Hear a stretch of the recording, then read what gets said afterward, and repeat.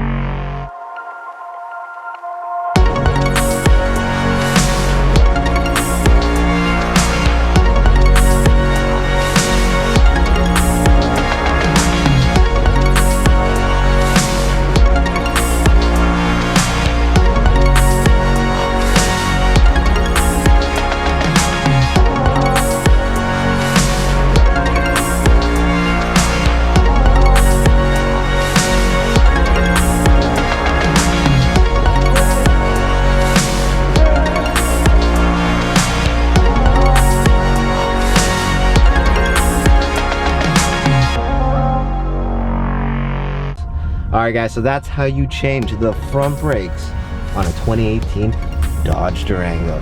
Hope this helps, Mopar fam. Peace.